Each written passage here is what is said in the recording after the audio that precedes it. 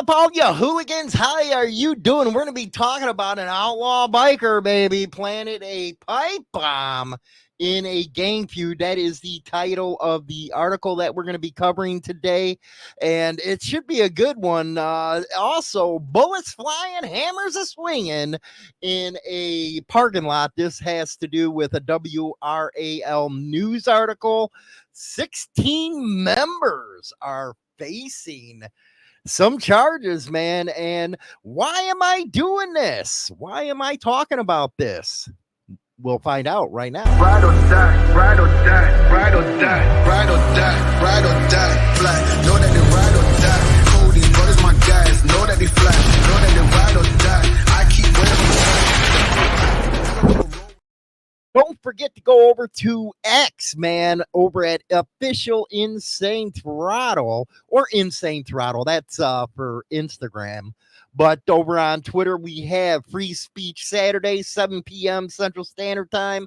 Over on X, I always call it Twitter, as well as Rumble. Anyway, the reason why I'm covering this is because I did a video last week. And I got a lot of pushback for covering it regarding how a club overseas got banned. And a lot of people came up on hating on that one. And it was like, yeah. So now I have to go in, explain, some of the stuff that really puts MCs in a bad light. And the reason why a lot of people don't like them, because I even mentioned in that video, a lot of people don't like clubs anymore because of what's going on. And it's more prevalent now than it used to be. It used to be a closed society within the MC scene. And now it's just blown up to every who dabber wants to go and join can join. And the internet has, of course, amplified that. So the actions of MCs actually do get out there quicker. Let's go to this first one.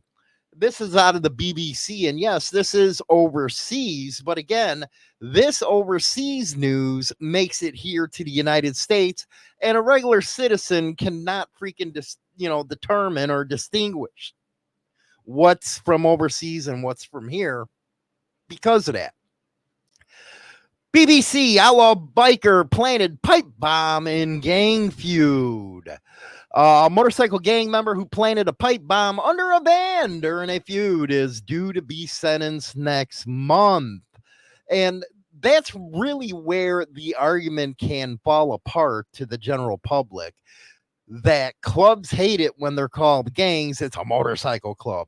But when you have this kind of stuff hit in the mainstream, you can see where people want to dispute that claim. Dude put a pipe bomb under a van, man. Put a pipe bomb right under there, was going to blow it up. That is not an action in an MC. Daniel Laponder admitted planting the explosive under his rival's father's van. I thought it was all families were off, you couldn't do nothing with families, but I guess things changed. Causing a blaze outside his home, and this was in Dunbartonshire in June. He targeted David Rollo because his son was a member of the Blue Angels Motorcycle Club. And they're pretty big out there, from what I understand. They're, pretty big. Let's see here. Why he targeted David? Because his son was a member of the club? Again, I thought family were off limits. Anyway, a rival to his own, the Mad Dogs Motorcycle Club.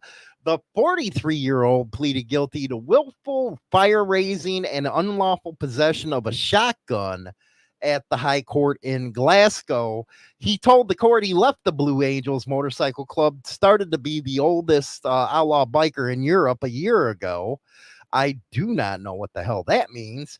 But anyway, prosecutor Lorraine Glansky said fire crews attended the blaze of Mr. Rollo's van. What is it, on Benview Road? Found the pipe bomb laying underneath. So a lot of people could have got killed from that. A lot of people could have got killed that were, firefighters, had nothing to do with this type of stuff. And I guess his fingerprints and DNA were recovered from a bottle and duct tape used in making the device. They found also a double-barrel break-action shotgun that had been shortened by removing basically a sawed-off. He added a group of motorcyclists attended Mr. Laponder's home address and threatened him with violence. The sentence was deferred pending the background reports by the judge. The judge says they are very grave offenses involving serious weapons, and at the end of this process, you will receive a significant custodial sentence. I guess that means prison time for the dude.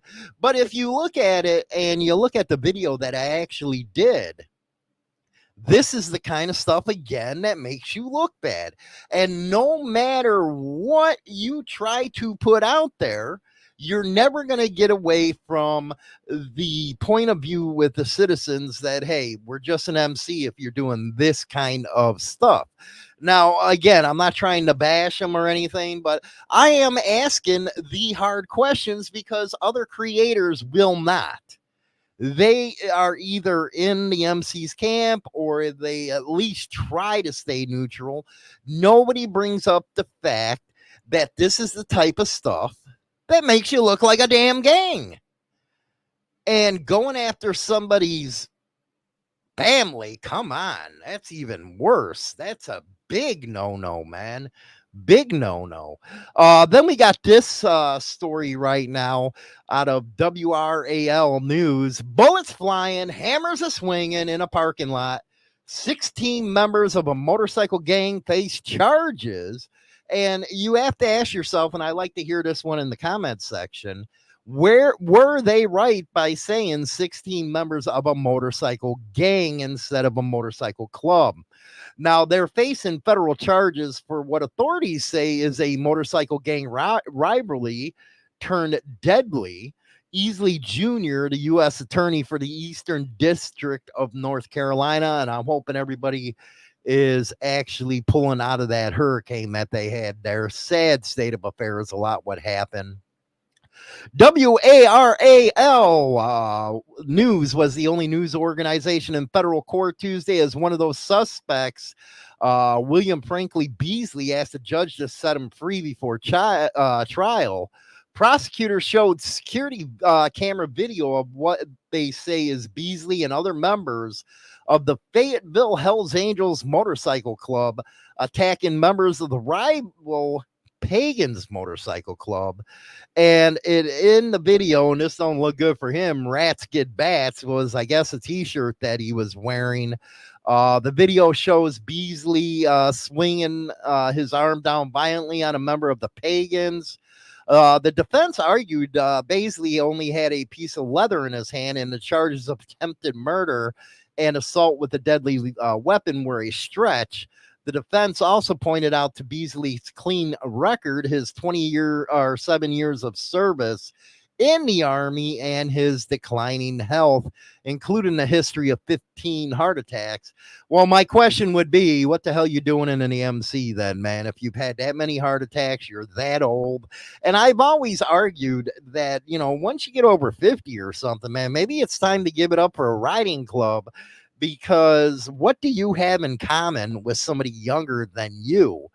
Now, while noting the health issues, the judge disagreed about Beasley's potential threat, noting the parking lot at the time of the fight was filled with families. They do not like when there's a spillover with families around, people. That's why that big Waco stuff, Twin Peaks and all that in 2015, there was freaking families sitting there and the guns are firing. One bystander was caught in the middle when the window of their vehicle was smashed by a hammer while they tried to leave the area. For other defendants in the case, let's see here, we're supposed to appear before the judge, but the hearings were continued. Now, Reed's name, I guess, is familiar to WRAL News. He was also charged in the New Year's Day 2023 shooting of Padilla in Wake County.